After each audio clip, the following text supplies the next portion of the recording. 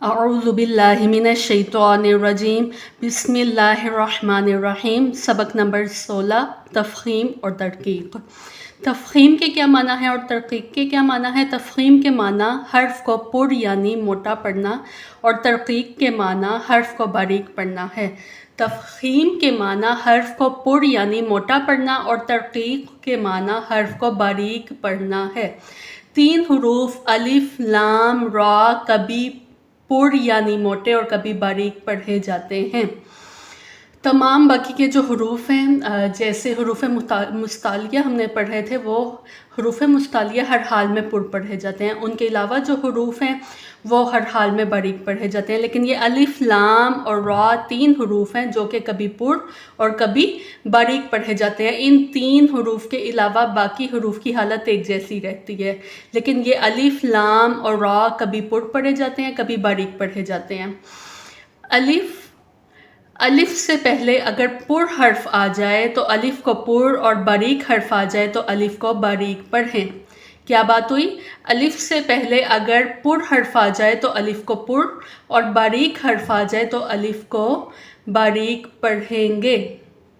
جیسے کہ مثال کے طور پر میں آپ کو بتاتی ہوں کہ یہ لفظ ہے قاف، الف زبر قا۔ اب یہاں پہ ورنہ تو اس کو اگر ہم کا پڑھیں گے تو یہ غلط ہو جائے گا، تو ہم اس کو کیا پڑھیں گے؟ قا، کہ پر حرف آیا ہے تو الف کو بھی ہم پر پڑھیں گے۔ یا اسی طرح ایک اور اگزامپل ہے کاف، الف زبر کا۔ اب یہاں پہ الف سے پہلے باریک حرف آیا ہے تو ہم الف کو باریک پڑھیں گے۔ تو الف سے پہلے اگر پر حرف آ جائے تو الف کو پر پڑھیں گے، اور الف سے پہلے باریک حرف آ جائے تو الف کو باریک پڑھیں گے۔ لام، اس میں جلالت اللہ کے لام سے پہلے حرف پر زبر یا پیش ہو تو اس میں جلالت اللہ کے لام کو پر پڑھے، اور اس میں جلالت اللہ کے لام سے پہلے حرف کے نیچے زیر ہو تو اس میں جلالت اللہ کے لام کو باریک پڑھیں۔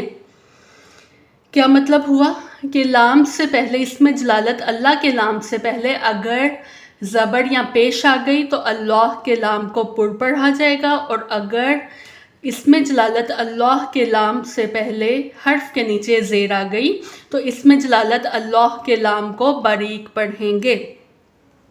اور پھر اس کے بعد ہے اس میں جلالت اللہ کے لام کے علاوہ باقی تمام لام باریک پڑھیں، یعنی کہ صرف اللہ میں جو لام آئے گا اس کو موٹا یا باریک پڑھنا ہے، باقی اس کے علاوہ تمام جو لام ہیں وہ باریک ہی پڑھے جائیں گے۔ یہ الف اور لام ہو گیا، اب باقی رہ گیا را۔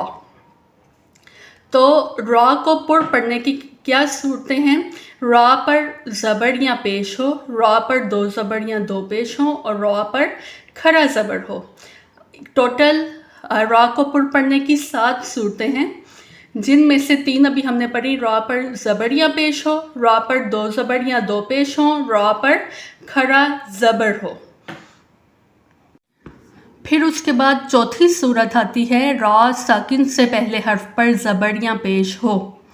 3 صورتیں کیا تھیں جو را کے اپنے حوالے سے تھیں کہ را پر زبر یا پیش ہو، را پر 2 زبر یا 2 پیش ہوں، یا را پر کھڑا زبر ہو۔ اب چوتھی ہے را ساکن سے پہلے حرف پر زبر یا پیش ہو، را ساکن سے پہلے عارضی زیر ہو۔ ابھی عارضی زیر ہم پڑھتے ہیں کہ یہ کیا ہوتی ہے، لیکن فی الحال ہم نے اتنا ہی پڑھا ہے۔ را ساکن سے پہلے عارضی زیر ہو، را ساکن سے پہلے زیر دوسرے کلمے میں ہو۔ یہ بھی ابھی میں آپ کو سارا کھل کے بتاتی ہوں۔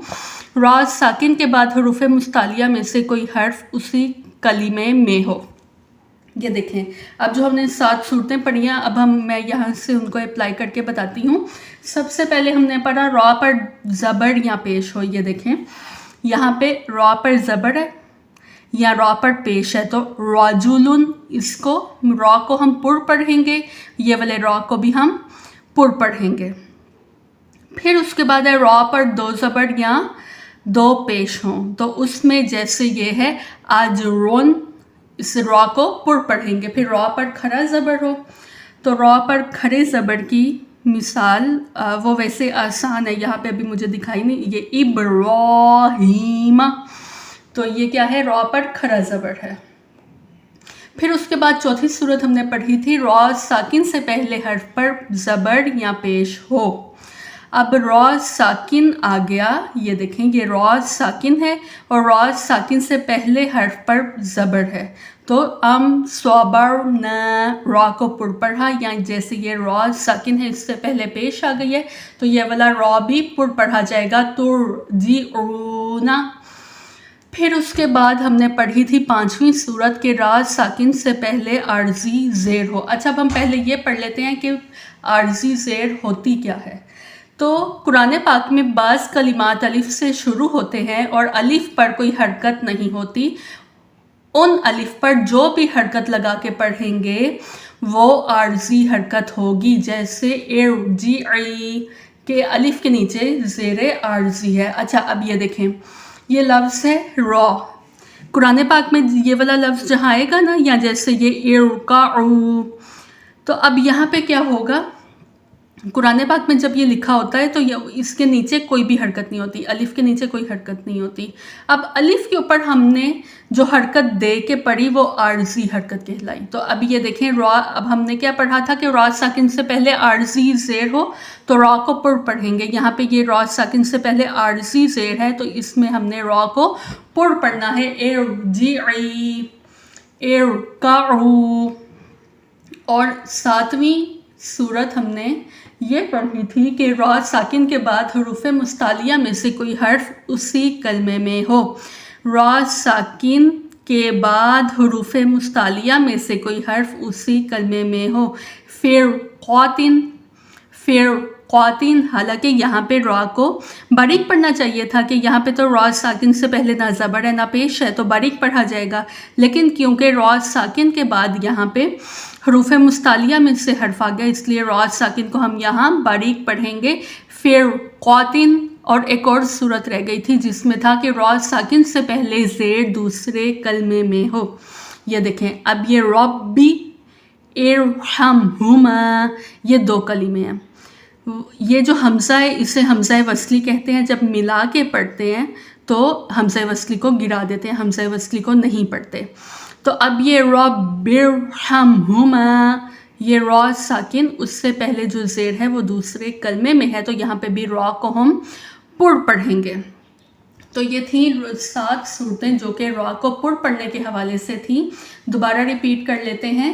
را پر زبر یا پیش ہو، را پر 2 زبر یا 2 زیر ہوں، 2 زبر یا 2 پیش ہوں، را پر کھڑا زبر ہو، را ساکن سے پہلے حرف پر زبر یا پیش ہو، را ساکن سے پہلے عارضی زیر ہو، را ساکن سے پہلے زیر دوسرے کلمے میں ہو، را ساکن کے بعد حروف مستعلیہ میں سے کوئی حرف اسی کلمے میں ہو. را، اچھا یہ 7 صورتیں پوری ہو گئیں. اب ہیں را کو باریک پڑھنے کی صورتیں. تو را کو باریک پڑھنے کی کیا 3 صورتیں ہیں. را کے نیچے زیر یا 2 زیر ہوں، را ساکن سے پہلے زیر اصلی اسی کلمے میں ہو. اب یہاں پہ کیا تھا پر پڑھنے میں کہ را ساکن سے پہلے زیر عارضی تھی، یہاں پہ کیا ہے زیر اصلی ہے. اور پھر ہے را ساکن سے پہلے یا ساکنہ ہو. کیسے؟ یہ دیکھیے را ساکن کے نیچے اگر زیر ہوگی یا 2 زیر ہوں گی تو باریک پڑھیں گے، آمرین باریک پڑھا ہے. پھر اس کے بعد کیا تھا کہ را ساکن سے پہلے زیر اصلی اسی کلمے میں ہو. اب وہ کیا ہے را ساکن سے پہلے زیر اصلی وہ کیا ہے، جیسے یہ دیکھیں فانذر.